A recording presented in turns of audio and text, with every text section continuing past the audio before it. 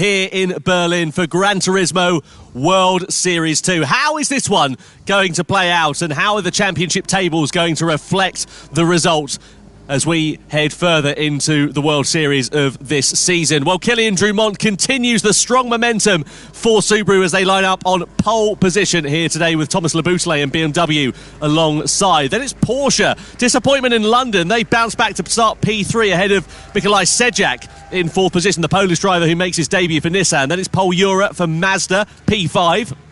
Valerio Gallo in the Honda NSX is sixth on the grid. Lucas Binelli lines up P7 for Mercedes-AMG, and Al Flair with the Saudi Arabian driver for Toyota, P8. De Bruyne lines up P9, and then you've got Giorgio Mangano in 10th position for Lexus. João Jesus for Ferrari in 11th position, and Jay Murphy, the McLaren driver. A lot of support for him here tonight. And now, of course, our first look at the tyre strategies for the first time. Now, we can see the top two, Drumont and Leboutelet, they've started on the soft competitive tyre, which to me indicates that they're going to try and make a break early. Well, yeah, I mean, we've seen the pace from Drumont in qualifying, and of course Leboutelet, both very quick over a single lap. Last thing they want to do is ruin the ability to run that pace by running in a pack. So, yep, go for soft tyre. I'm surprised to see Sejak there running the hard tyre in P4. So he will be basically in the way of all the medium runners behind, but the longer he can keep them there, the better for his race. So definitely some strategy in those tyre calls already. Yeah, it seems like he's sort of trying to go ugly early, as it were. Get those hard tyres out of the way as soon as he possibly can. Hold the pack up while they're all quite close behind and see whether he can use that to his advantage. Well, let's see what will happen. Who has called the strategy right? Who will be taking the checkered flag and those all-important 6 points? We're about to find out as Gran Turismo World Series 2 for the Manufacturers' Cup here in Berlin is underway. Drumont and Subaru lead them down towards the first corner, followed by Leboutelet and then Serrano and then Sejak in the Porsche and the Nissan respectively. Don't expect any dive bombs down into that first corner, but Serrano closing up. I say that, there are some dive bombs taking place as Jura is making hay whilst the sun shines. He's already on the attack against Sejak, but Sejak goes back through on Valerio Gallo as well as Jura, back up into fourth. So moves being made in the mid-pack there, and Sejak looking a little bit vulnerable as we expected on those hard tyres. Yeah, Sejak there showing Jura the outside of the circuit, really hard defending early on, but you're seeing just the difference there. Those hard tyres, they take a while to fire up. They're going to be cold right now. When they're cold, they have less grip. So right now, Jura, Benelli, Gallo all making advantage of the fact they have a softer compound, is up to temperature quicker, and they're just able to drive by him like he's standing still.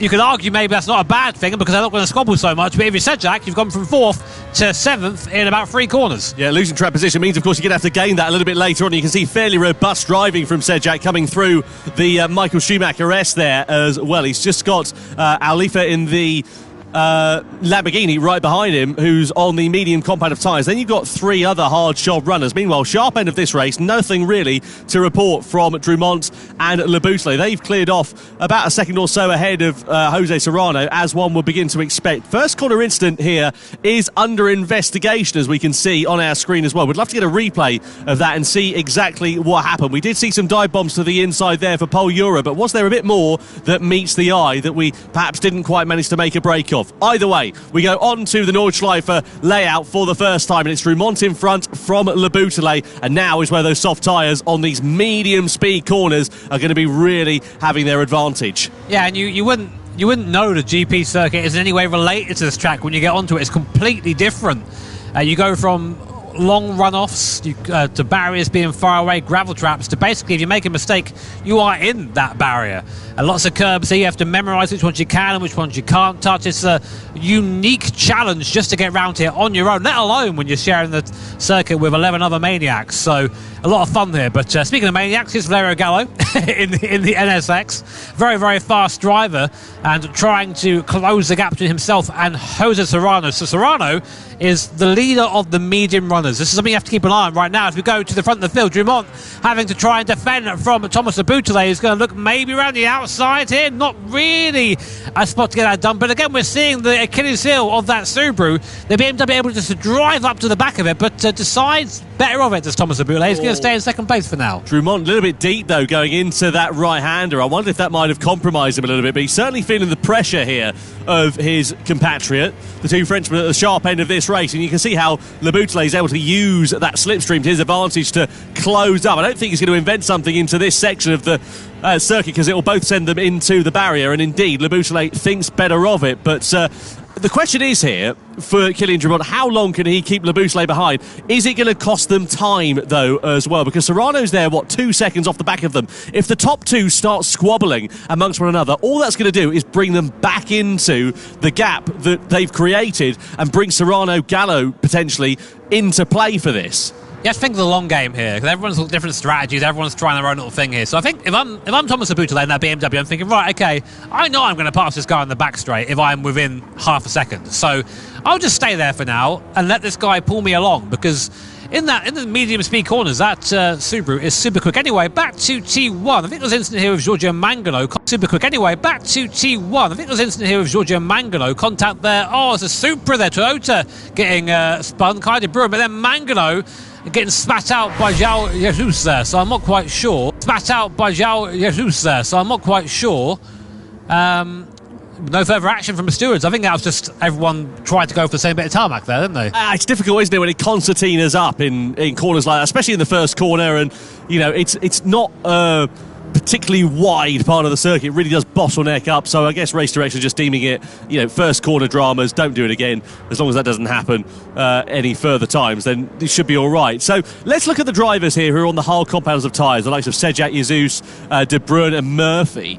How are they going to play this one? Because, of course, they're hemorrhaging time at the moment. They're sort of taking the pain early on, but in theory, the race will come back to them in the latter stages, depending on what strategies they go for. You can see that brought up on our screen at the moment. You can get 2 laps out of the soft tyres if you're particularly careful. But if you're the likes of Le Boutelet and Drumont, I mean, look, they've cleared off 3 seconds at the sharp end of this one. They're not hanging about here. They're not saving their tyres, are they? Yeah, but look at this as well. The difference here in speed up the hill.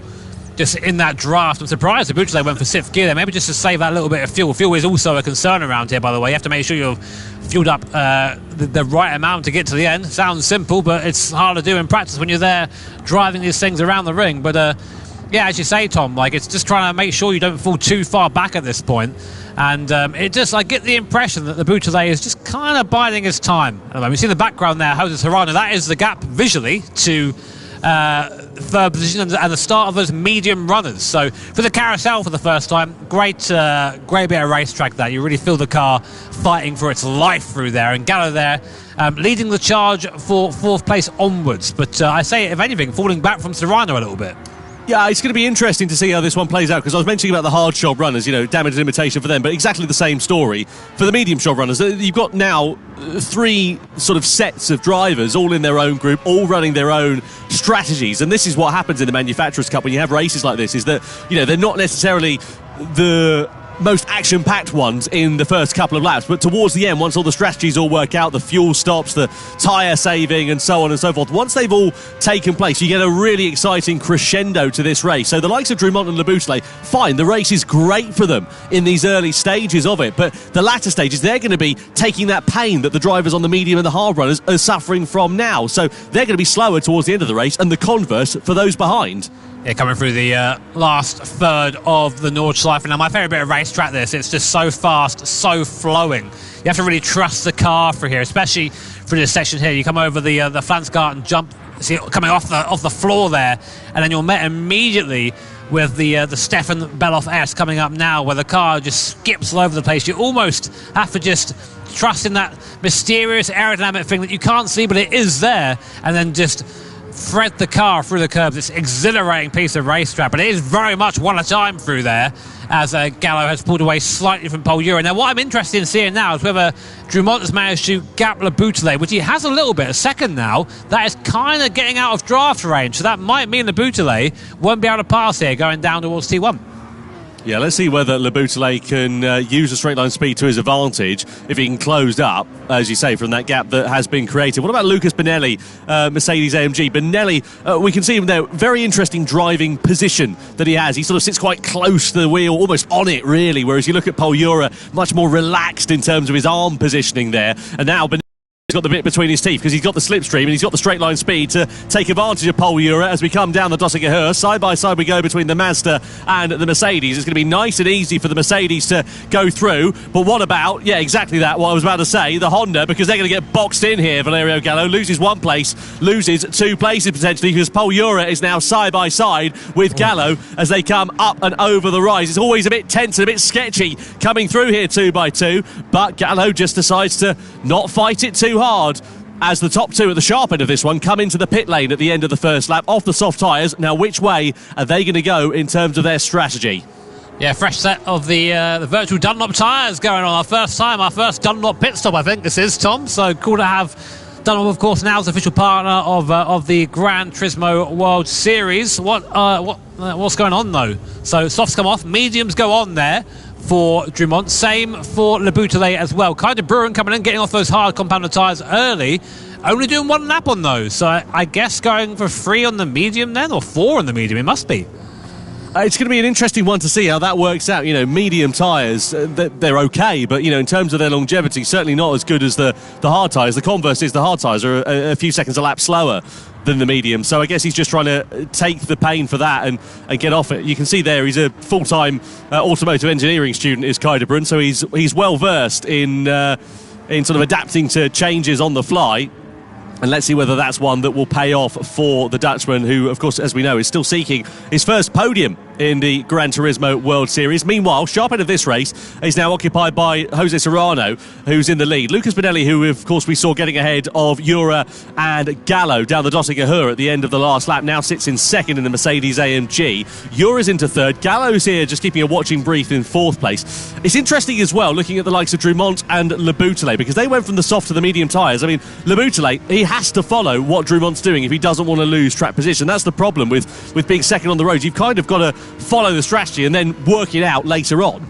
Yeah, I mean, that's not always a bad thing, though, because I think if the positions were reversed, you'd just see the same sort of thing. You would see the Le Bouteille leading from Drummond. It would just be a waiting game. And sometimes it is that. I mean, it's a high-speed game of chess. I say that a lot in these broadcasts because it is. These guys are at the level now where strategy often decides the race.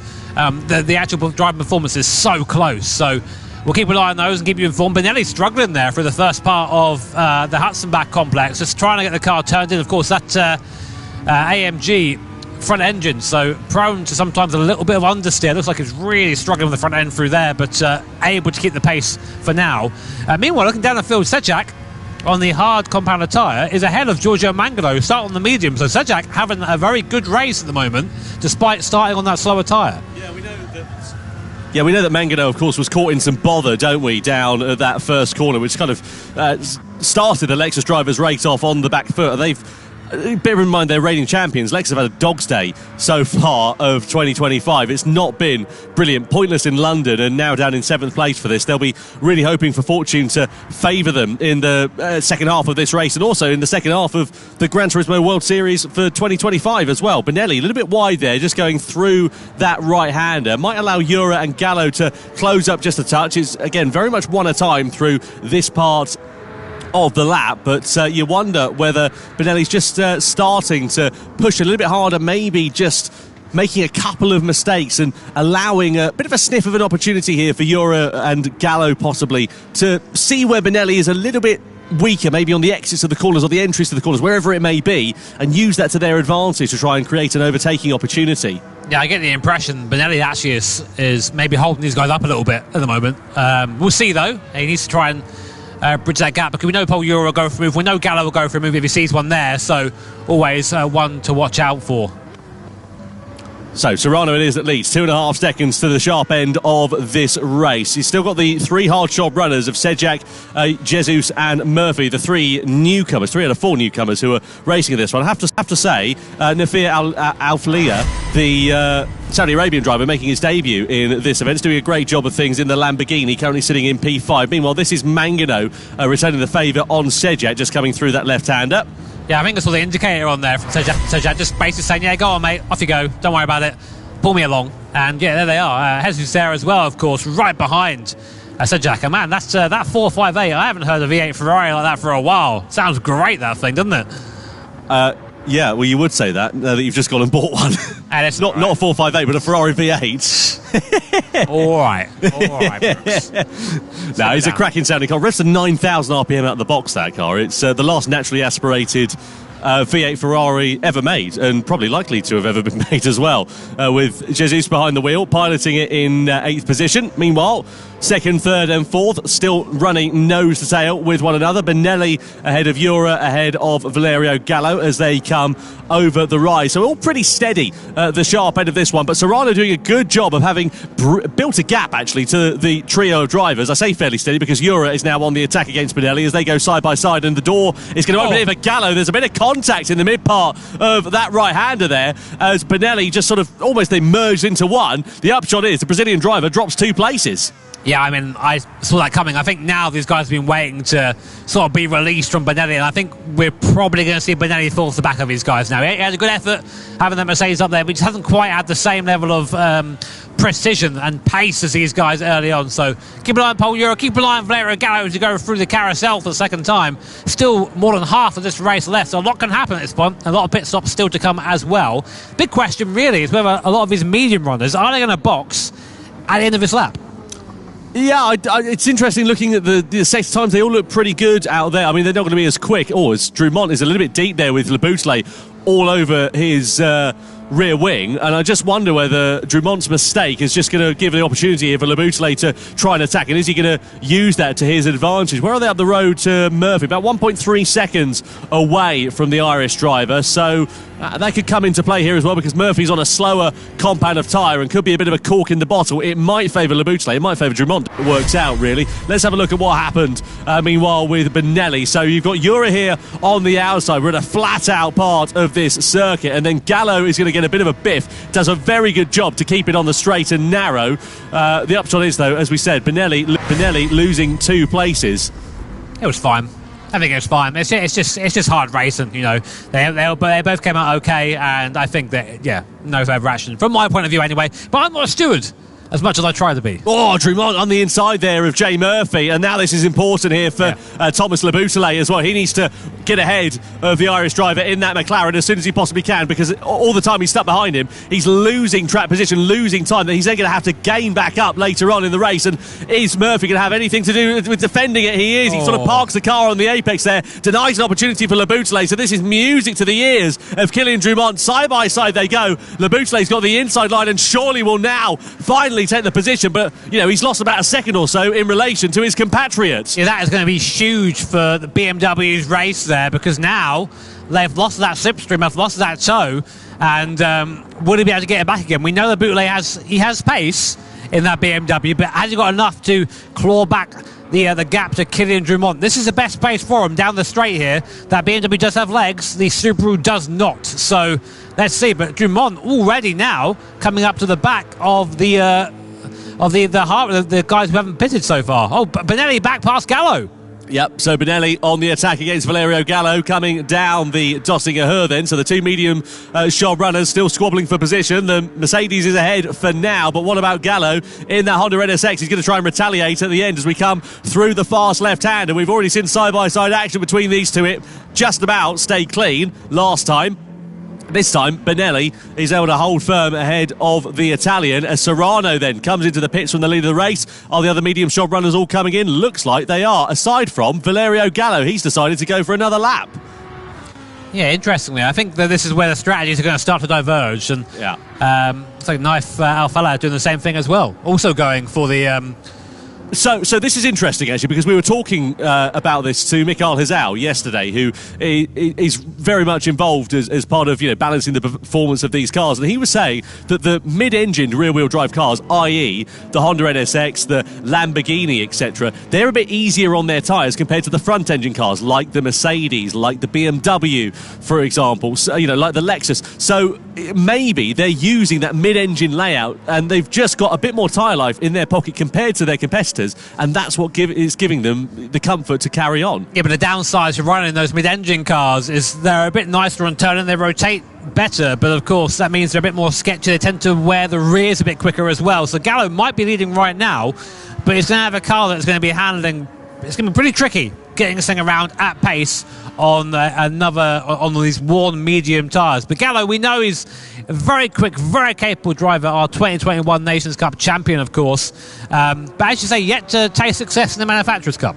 Be interesting to see a comparison in the lap times here as well between the likes of Gallo and then Kylian Drumont, because they're both on the medium competitive tyres. Of course, Gallo's been on those from the start. Drumont has changed from the softs onto the medium. So they're both worn tyres, but Drumont's are in a far better condition compared to Valerio Gallo. Where were we last time around? So Gallo was an 8:09, but of course we saw Drumont pitting last time around as well. So we'll keep an eye on the different sector times. At the moment, Gallo is looking pretty handy at the sharp end of this one. So let's see how he can work this one out, and also what the likes of Drumont and Le Boutelet can do. But the gap between Drumont and Le Boutelet, we saw it increasing courtesy of Jay Murphy sort of interjecting between the two. It's now up to 1.6 seconds, so out of slipstreaming range. You know, importantly, Gallo has got something that not really anyone else has right now, which is a nice, big, clear circuit in front of him. So right now, he's just driving into that gap and trying to make as much of a gap as possible. Now, I was talking about Mikael Hazal a few moments ago, and this is by magic. He's come and joined us in the commentary box. Mick, great to have you here. How are you? Hey, good, and you guys? Very good. All the better for having you here. This is going to be, I think, the thinking driver's race, this one, isn't it? There's a lot of different strategies going on in terms of tyres and in terms of fuel. How do you see this one working out? Who, in your opinion, having watched it from the sidelines at the moment, is in a prime position? So, like, you already talked about the tyre wear before, like the different strategies, where some of the other drivers already went into the pits at the end of lap 2. Personally, when I saw that, I was already quite surprised to see them coming in so early. Because normally you would try to use the softer tire compound as long and as much as possible. So I'm kind of scared of their second lap on the soft tire compound. So you might see some drama towards the end of the race. So this is for the drivers that pit on the medium tyres at the moment. They're going to do 2 laps on the hards. Let's have a look here. This is what cost Le Boutelet ultimately against Jay Murphy. Murphy doing his own race, entitled to be in that position, but Le Boutelet, of course, has now hemorrhaged time to Drumont, and that's a big gap that he's now going to make up. Yeah, but I think in those moments, like if you're Jay Murphy, you know you're going to get passed by that guy. There's no point fighting, and you both cost each other time at that point. So I mean, as you say, definitely his own race, but he just cost himself time in the end. But I mean, Mick, of course, you've driven here tons of times. Virtually, you know these cars inside out. What would you say is the key factor to getting around here quickly and in one piece? I mean, they've all these different guys with different machinery as well. So, I think the biggest factor for this track is confidence. If you don't have the confidence to use the curbs or like to know your car well around the circuit, then you're automatically going to end up losing a lot of time here. And we are already talking about the longest circuit in the world. So obviously there are a few cars on the track which are like easy to drive compared to a few other cars here, such as the Honda and the Ferrari, in my opinion, are a bit harder to drive than some of the other FR cars out there. But nevertheless, we are talking about the best drivers here in the world. And usually I also expect them to have like a lot of confidence in their own car. So we have Kylian Drumont now in the Subaru going up the inside of Giorgio Mangano. Just lets him through there. As you said before, just making sure to lose as little time as possible. Now with Valerio Gallo, he's gone for that third lap on the medium tyres. They're pretty worn right now. That car's mid-engine. What can he be expecting handling-wise now for the second half of this lap? I think it should be still fine towards the end of the lap, because I expect him to do either 1 lap on a hard tire and then to finish off the race on 2 laps on softs, because normally the lighter your car is, it's also going to be more gentle on your tires, and I think that's the objective of Valerio here. Well, we're talking about the difference between the medium tyres and who's on worn tyres and who's on less worn tyres. Drumont, of course, changed over from the softs in the start of this one over to the medium tyres. He's now, of course, driving like he's left the gas on here, really, isn't he? Because he's up into third place ahead of Giorgio Mangano. And again, that gap between himself and Thomas Le Boutelet, I mean, it's not really increased. It's still about 1.5 seconds, relatively speaking. But it's pretty stable between those two at the moment. So be keen to see how quickly Le Boutelet is going to be able to dispose of Mangano here. Because, again, this could cost him time, and ultimately it's going to mean that he's going to have to try and make that time up later on in the race. Yeah. I'm also a bit scared to see Mangano, due to the tyre life of his medium tyres at the moment, it's going to hold up Thomas Le Boutelet from the downhill section onwards. but maybe he can also try to overtake Morgano like Kilian did on Jay Murphy on the previous lap. If he's able to do that, then it's still anything open for the fight for the victory. Well, catching the wrong driver at the wrong time on this circuit, Jimmy, as you well know, is a difficult thing to have to contend with. How do you manage that frustration inside the cockpit when you know you've got a quicker car, you know you're going to be able to find your way through? How do you do it? Let me tell you, I'm glad there's not a mic in that cockpit, because you should hear me. I mean, you might have heard the Frank Stippler thing from a little while ago. I have, yeah. That's fantastic. Either that, or I am glued to the high beam button. The get out of the way, move. There you go. Oh, there you go. Yeah, through goes the Butterley there, getting it done. And again, I think Mangano, Giorgio's been around for a long time. He knows the score. He's not going to sit there on the racing line and cost them both time, but gets out of the way. Does it in a way that costs him as little time as possible, but yeah, good for now. Interestingly, Gallo's gap at the front has gone up now to 7 seconds. It was 4.9 at the start of the lap, but of course he hasn't pitted yet as well. So Drummond and Gallo, the ones to watch right now, I think, as well as Le Bouteille also has taken his pit stop. So, how's this one going to play out? Because, of course, Drummond and Le Bouteille, they're going to be on the hard tyres for the closing stages of this race, whereas the likes of Valerio Gallo, what are these? He started on the medium, he's on the medium, so he's going to run the softs and the hards. The drivers that have run the hards at the moment, you've got Serrano, Ura and Benelli, so they're sort of taking the pain now in this middle stint of the race, hoping that, of course, when they get into the latter stage of it, that they're going to be able to just, drive through, wait for the seas to part, essentially. That's true, but I think because of them only using the medium tires for 2 laps only, I see they want to use the soft tire compound for 2 laps as well. I'm just a little bit scared to see that the end of the second lap is going to be so, I don't want to say bad, but really, really slow for them, so that they can even see the finish line in the end. So. Oh, look at the closing speed here for Le Bouteille on Alflia, then going through on the Dottinger up into third place then for Thomas Le Bouteille. So those are your 2 effective race leaders here, Drummond and Le Bouteille at the moment. Though they're in second and third on the road, of course, Gallo, as we know, still has a pit stop. He makes that pit stop now. Goes from the medium tyres. Which way is he going to go in terms of this one? Surely it'll be hard tyres for a middle stint and then soft tyres towards the end, or are they going to ignore that strategy and just do something completely different? Let's see how it is going to work out. Either way, Gallo has gone a lap longer than some of his other competitors, and it seems to have made it work okay so far, and he actually goes for the soft tyres, so he's going to have the hard tyres at the end of that one. Is that the way you'd have gone, Mick? Wait, I'm just realizing Kilian and Thomas started the race on soft tyres, right? Yeah. So did they only do 2 laps on mediums?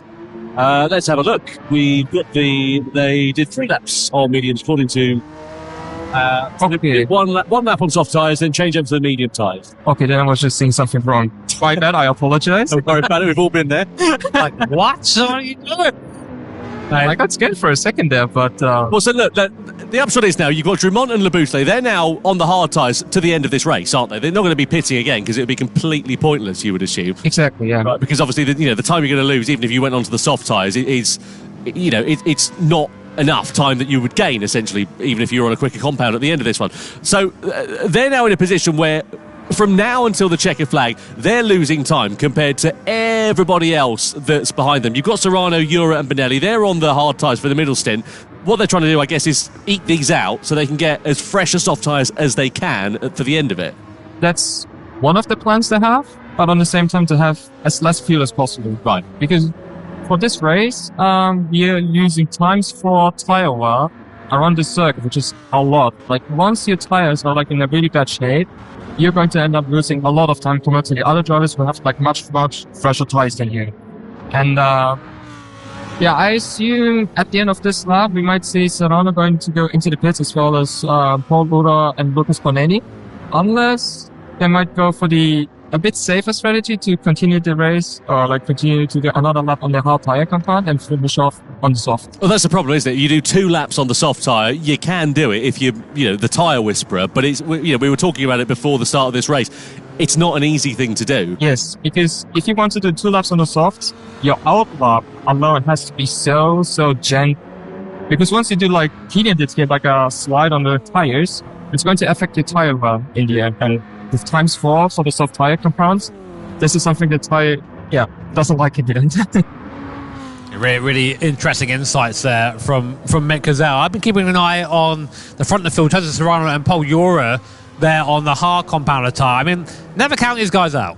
You know, we know how quick the Spanish duo are. Serrano now 4 seconds the good of Paul Ura in that Porsche.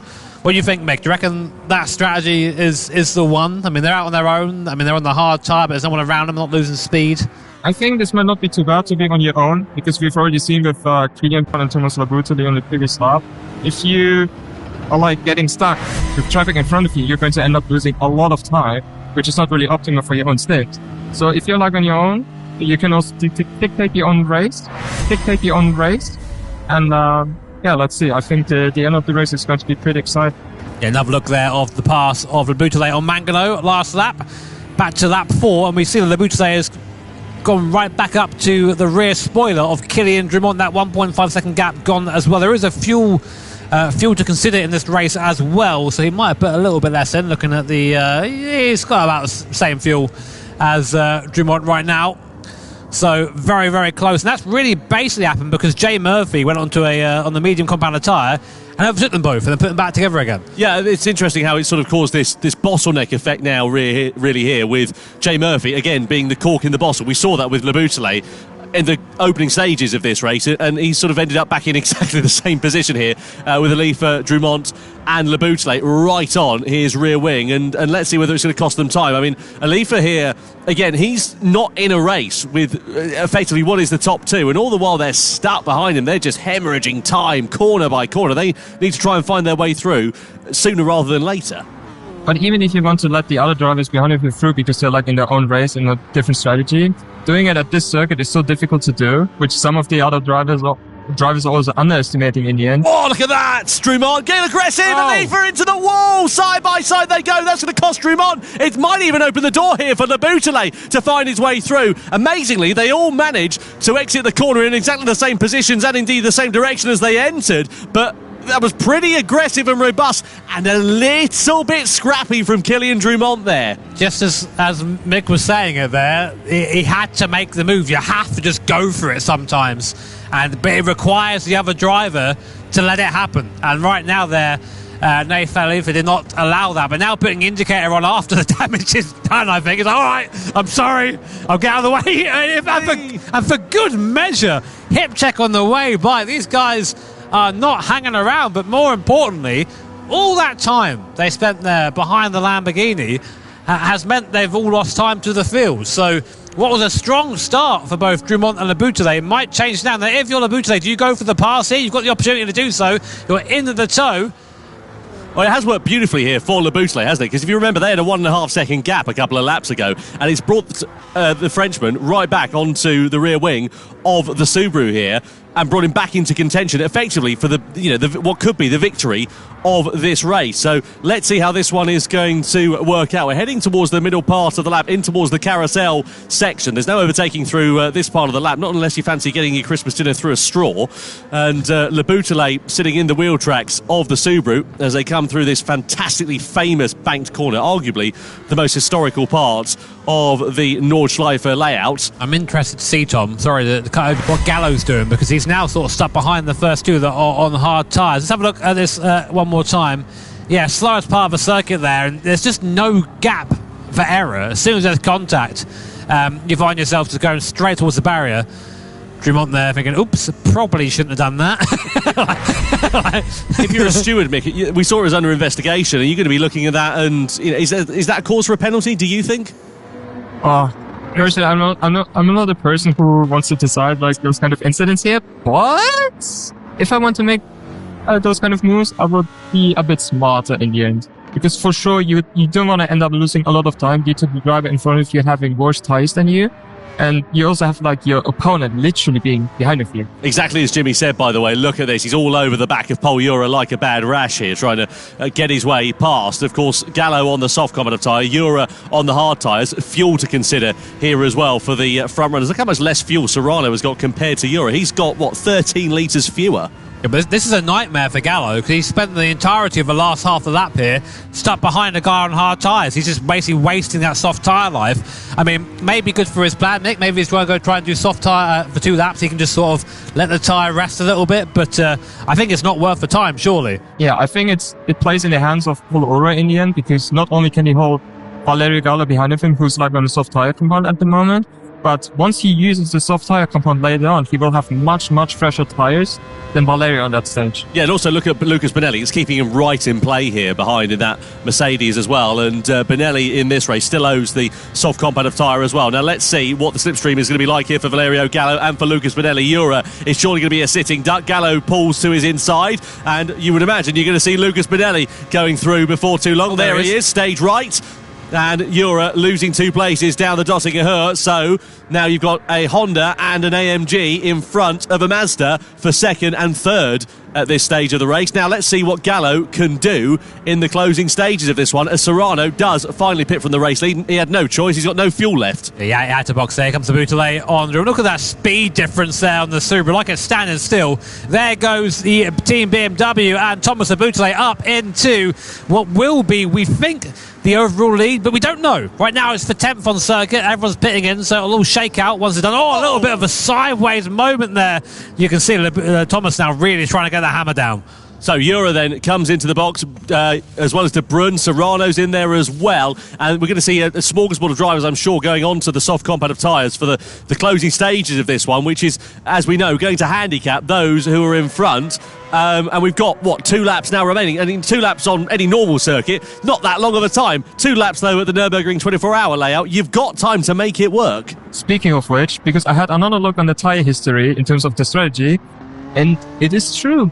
Thomas Boutelet and Kylian Drumont used the medium tyres for 2 laps only, and not 3. There we go. So I have no idea why they think that 3 laps on the hard tyres is the best strategy. But there you go, guys. We will see that in the end. Because I would like to see myself getting wrong here. The person behind balancing the cars does not know what's happening.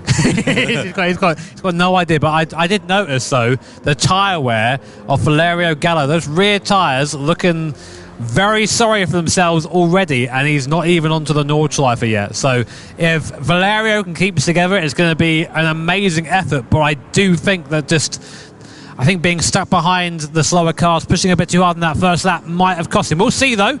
We stay with Boutelet and Drumont. These guys have been glued together all race. Good news, though, for Boutelet is he's got a 12-second gap in front of him. So he can just drive now into that gap. But, of course, one eye in the mirror from this man at Subaru. I mean, Mick, you know the Subaru pretty well. How do you describe the characteristics of that car? Well, it's like through the high-speed corners, it feels amazing because it has so much downforce, and it's the fastest car, like Group 3 car-wise, through the high-speed corners. But like here, you can see the way how Kylian uses the gear for the exit of the corners. Like, you have this car, like if you want to drive the rear side quite well, you have to use like way higher gear in order to use the turbo boost already before exiting out of the corner. So because of that, it's really, really tricky to extract the most performance out of the gear set. But if somebody can do it, it's Kylian. So what we now need to look at in this race, you've got Le Boutelet in 5th, Drumont in 6th position, but the gap between Serrano, Jura, etc., all behind. So the gap is 6.8 seconds. Keep an eye on that over the remaining 2 laps now of this race, because that is the effective battle for the race lead. From 1st to 4th, they owe another pit stop, and once they come into the pits, the lost time means that they're going to drop back into the mid-pack. Where that is remains to be seen, but for the overall victory of this race, you've got 2 hard job runners of Le Boutelet and Drumont, and then you've got a plethora of soft runners all behind who are going to be, I'm sure, nipping at their heels.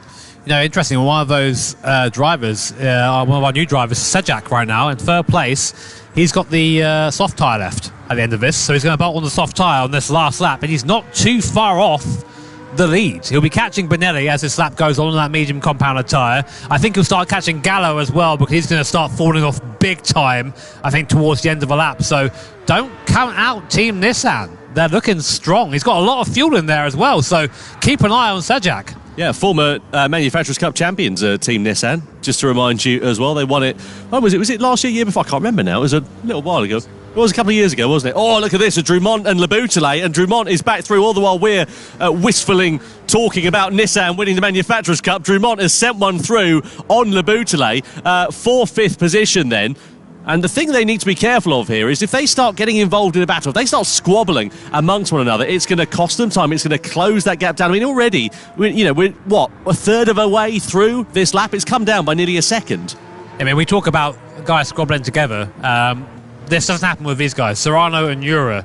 I always see these guys on the circuit and they always drive to the maximum. Even if one is thinking, oh, maybe I'm a bit quicker, he won't go for a move, he'll just stay there and then maybe pass in a place that makes sense. So working together are the two Spanish drivers, Serrano and Ura. 7th and 8th currently now. A reminder, top 6 skip points. Of course, you want to be as high up as possible, but sometimes grabbing a point is nice. And if you're Team Lexus, down in 11th place, not even off the board yet, this is not looking good for you in your championship retention. Yeah. Lexus not having a particularly good run of things so far in the 2025 Gran Turismo World Series, and Giorgio Mangano just sort of compounding that, really. His race was sort of over by the first corner when he got caught up in all of that drama. Just a point, actually, as well, with Serrano and Ura. If you remember back to the Nations Cup in London last time when we were out, they had very respectful and clean racing right up until the last lap. But as you say, they were pushing one another very, very hard, but just not really sort of, ducking and diving and going for those dive bomb moves and working together quite nicely right up until the moment when they couldn't work together anymore. I mean, Mick, you've raced with a lot of these guys, of course. You race them at home and, of course, these events as well as Paul Ura, I think, there finally gets past Serrano. So Ura now moving up into the lead of the Spanish duo. You race a lot of these guys at home. I mean, when you're in this situation, you've got a lap and a bit to go. Do you sort of think, oh, I know this guy's going to give me room, I know he's going to race me, or do you think, okay, it's out the window now, it's every man for themselves? Usually, at this stage of the race, everybody thinks of their own racing gear because it's like you only have like one more lap to go. So why should I even work with you in the end? Unless there's somebody else in front of you who you both might catch up in the end. So that's why you both might try to work together. And I think this is also the case for Paul Ura and Jose Serrano, because we might see another position change at the end of the Döttinger Hill between those two, so that they can also try to minimize the gap to Kilian and to Thomas as much as they can. Gap down to 4.5 seconds now between Le Boutelet and Drumont, as well as Ura. So, that gap, as we said, it's shrunk by 1.5 seconds over the course of this one. Gallo's Dunlop tyres, though, are going to be crying out for mercy at the end of this lap. He's got to come in for the hard tyres at the end of this one, which is going to put him a bit further down the order than he would like to be. He's got Lucas Pinelli, who, as we can see, is on the hard combat of tyres. And those two tyres are nowhere near one another in terms of the performance. About 9 seconds it is between the pace difference over the course of this lap. So that just goes to show you how worn out those soft tyres now are and how much performance it's costing the Italian. This is typical Valera, though. He just maximises everything. Usually goes over the line, but he will have a go. Like, he will never just go, oh, I'll play it safe. Always goes for maximum performance as Gallo. But right now, as you say, he's going to be really struggling with the rear of that car, just getting that power down, letting the car, you see it's just moving out the corners. Luckily, he's only got a couple of corners left and a huge straight, so that'll keep him there. But yeah, he's wide there. Benelli's through. He just can't hold on anymore. Those soft tyres have just fallen off. But do you reckon he got the best out of that? Do you reckon that was a good gamble for him, Mick? Not really, because at first he also got hauled up by Paul Ura, I believe it was, where he also lost a lot of time there. And now, due to the end of the second lap, where the soft tyres are not even there anymore, basically, you were able to see how close Lucas Bonelli was behind the Valerio throughout the entire lap. I really think, I'm looking, sorry, we have access to the fuel numbers here. I'm sorry you guys don't at home, but right now the person with the most fuel in the top 4 is Sejak by quite some way. He's got 20 litres of fuel in the car right now to 6 and 4 and 7 from Jesus. So although Gallo is getting by here, there'll be a pit stop for the top 4 now, and I think we're going to see the Nissan driver probably come out in the lead. Yeah, he'll come out in front of that group of drivers. Where will he emerge, though, in relation to everybody else that's behind? Because they've got about 10 seconds or so. Look at this, though. Side by side as Gallo tries to fight it back against Lucas Benelli. They're both going to come into the pit lane at the end of this lap. They've got no choice. And how's this one going to work out in terms of fuel? Well, Gallo's got a couple of litres left, less in his tank compared to Lucas Benelli. Sejak, as we said, is the outlier here. He's done a great job of just sort of being a bit anonymous in the middle stint, but saving fuel quite nicely. And saving the soft tyre as well. Drumont and, of course, Le Boutelet will go on to the last lap, but they are going to be chased now by a hard-charging Sejak on that soft compounder tyre. Let's see what he can do. Yeah, one lap of soft tyres is going to be a very welcome sight indeed. So let's see how this one is going to work out. So Drummond now goes through and into the lead. Le Boutelet as well. Valerio Gallo's going to emerge back onto the circuit, but where is Sejak? He's up into, what's that, 6th place, but he's got a brand new set of soft tyres relative to those in front who are a lap old. So he's going to be surely right on their heels and snapping away. Right, so we have Serrano and Ura both out there on that 2-lap, or what will be now a 2-lap old soft tyre. They will come off towards the end. Dumont and the Boutelet out there on what is a 3-lap old hard tyre, so they're going to have tyre life, but it might fall away from them still. But what we saw at the end of that last lap between Benelli and between Gallo, the soft tyre and the hard tyre, when they were really towards the end of their life, pretty even in terms of performance. So this is pretty much anybody's guess. At the moment, it's advantage here for Serrano and Ura, but how much tyre life have they got left? Are they going to be able to eke it out to the end of this lap? This is where the tension has begun to build. It's begun to bubble up, and surely it's going to boil over before the end of this race. Yeah, I mean, I thought Sejak was a little bit slower than he was there, but I thought it was a bit closer, but not quite there. But Mick, I mean, all the cards are on the table now. Call a winner. Put it all on red. It's that easy. I still have to be a bit analytical. What is the thing, like an expert here? But you have to think that Serrano has to try to pass through Thomas first. Yeah. So automatically, because of that, he's going to end up losing some time, which is going to help Kilian. So Kilian is potentially in a really, really good position because we already saw on the previous lap how much Valerio was struggling towards the end of the lap on the second lap on the softs, and how close Lucas Bonelli was behind of him because of that. So it's going to be really close, but I think Kilian has got this. There you go. Well, Mick, mate, it's been a pleasure. Thank you so much for joining us. You're welcome. Great. Good to get your actual expert analysis other than us just guessing the entire time. A man who knows what he's talking about for once in the commentaries. Mick Izal joins us here. Thank you very much to him. So we are now on the final lap of action here at the Nurburgring 24-hour layout, and it is Kilian Drummond ahead of Thomas Le Boutelet. Both those drivers on the hard compound of tyre. 2 seconds the gap between themselves and Jose Serrano, with Pol Ura just a few tenths of a second down the road. I have to say, Jimmy, I think Sejak's race depends on how quickly he can dispose of Kai de Bruyne in 5th. Yeah, I got to say, I thought it was a bit further along the road than he was there, so I got a little bit too excited for that one, I think. But the two guys at the front are going to be running the slowest, well, for a little bit anyway. You know, we've said about this soft tyre doesn't like going a second lap, but Serrano, Ura and Kai de Bruyne, who's in 5th place right now, 6th place, Sejak's by. Sejak's got by Kai de Bruyne, so Nissan now up into 5th position. And next car on the road after the battle for 3rd position. So let's see. We'll keep an eye on that as the sun starts to go down here at the Nurburgring. Yeah, well, 5 seconds a gap. You know, you'd say that, well, that's not enough time to catch up. But this is the final lap. This is the Nordschleife. But 5 seconds, it's not that difficult to close that gap down over a lap as long as this one. Let's see the move then for the Polish driver in the Nissan against the Dutchman in the Toyota. He's going to switch it back to the inside. That is beautifully smooth there. De Bruyne just gives him racing room on the inside, and smooth and sweet as you like for Mikolaj Sejak as he elevates himself up into 5th place as he chases a podium down for Nissan here. That was lovely move. You just carry the speed there and just up the inside of Armband. Nothing they can do by the time I see you. Move done. So the Boutelet falling off the back of Kilian Drummond, of course.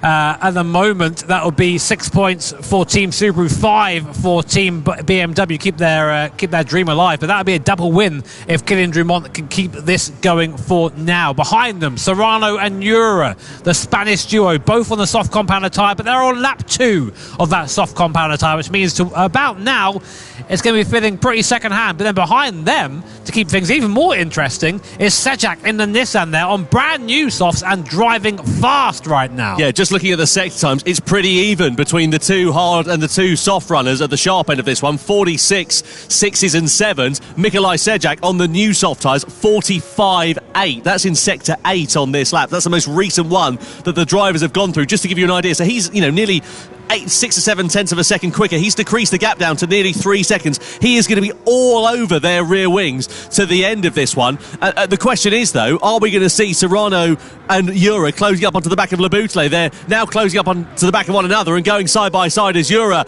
goes ahead of the Porsche. Now, has Jura got enough in his pocket to get onto the back of Le Bouteille and Drumont for the victory here? So here we go then, up into the last lap here at the Nurburgring. Into the night, lights illuminating the greenhouse. Kylian Drumont there, spit of flame from the exhaust of the BRZ. It's been a great drive from both of these drivers. Both Subaru and BMW have knocked it out of the park in terms of consistency, but now they're on that slower tyre, the hard tyre. It lasts a long time, but it's not fast. And Jura and Serrano, I think actually, if anything, the charge has sort of come to a little bit of a halt. They haven't quite got that same speed they had before earlier in the lap, but I'm still keeping an eye on 5th place. Sejak there on that new tyre. Through here, this section, very, very mechanical grip dependent. So if your tyres are good, you're going to be fast through here. I think that Sejak could be on for a podium here. I don't know if the victory is going to be quite on the cards, but I think a podium could be a possibility, which on his debut in the Gran Turismo World Series would be a very welcome result indeed, for not only for him, but also for Nissan. He's just 18 years old, is Nikolai Sejak, and this has been a brilliant strategy call so far. Sitting pretty even Stevens at the sharp end of this one. Let's see De Bruyn. He's lost a place here to Lucas Benelli. There's contact, more contact, a little bit more contact. Oh, it's fairly robust. It sends De Bruyn off onto the grass on the outside, and Benelli getting pretty robust there, finding his way through. I don't know if he was there, Tom, for that. He was only just on the rear bumper, but that's not our job to think about right now. Our job is to look at this as we now come through Flansgarten for the first time. Hop goes the car into the right-hander using that high-speed aero grip of the BRZ. 1.1 seconds is a gap. Now Drumont knows... Benelli getting pretty robust there, finding his way through. I don't know if he was there, Tom, for that. He was only just on the rear bumper, but that's not our job to think about right now. Our job is to look at this as we now come through Flansgarten for the first time. Hop goes the car into the right-hander using that high-speed aero grip of the BRZ. 1.1 seconds is a gap. Now Drumont knows if that gap is any less than like 7/10 or so, he's going to be a sitting duck on that straight, so he's pushing hard through this last section. Can Le Bouteille give an answer in these last few corners before the Donja Her? I think it's going to be tough for Le Bouteille. Again, pretty even in terms of the tyre wear. Jura and Serrano's challenge is going to be coming to an end, but look an eye out in the background. Cue the Jaws music, because Nikolai Sejak in the Nissan is now all over the rear wing of Jose Serrano for 4th position. He's about half a second or so away, and there's one big long straight remaining, and now you can see just how close that gap is between the 3 machines and the 3 drivers. Jura in 3rd in the Mazda, Serrano in 4th in the Porsche, Sejak in 5th in the Nissan. They come onto the Dossinger Her for the final time. Le Bouteille versus Drumont. The gap is about 1.5 seconds, and they're out of slipstreaming range as it stands for now then. So if Drumont can just keep himself on the straight and narrow, it's all eyes on the battle for the final podium place. And here we go then. Serrano splits the middle, Jura as well. But here comes Nikolai Sejak on the inside in the Nissan. Has he got the straight line speed? Has he got the advantage to try and use it? The headlights illuminating the darkness as they blast their way down at nearly 300 kilometres an hour, 3 abreast. Sejak on the inside, Serrano in the middle, Jura on the outside as we come over the rise. Jura gets through and into 3rd. Serrano versus Sejak for 4th place as they come into the final corners of this race. And are they going to make it? Sejak goes through on the outside to the checkered flag. Kylian Drumont takes victory for Subaru here in Berlin ahead of Le Bouteille, and 3rd for Nikolai Sejak for Nissan. What a phenomenal end to this race. On his debut in the Gran Turismo World Series, Nikolai Sejak gets a podium position. Absolutely fantastic. What a move from Sejak. That's move of the race right there. Just switch back on the last possible moment, and you know Paul Jura saw it, was like, oh no, he's there. Use the grunt of the GTR, and 3rd place on debut for the 18-year-old here in the Manufacturers' Cup. What a result there for Sejak and Team Nissan. But of course, your winner, Kylian Drumont, Team Subaru, take another win here in the Manufacturers' Cup. Le Bouteille 2nd and Nissan, and Sejak 3rd. Thoroughly enjoyable race here at the Nurburgring. Of course, another one that was down to strategy ultimately, and I think maybe Serrano and Jura would think a little bit better.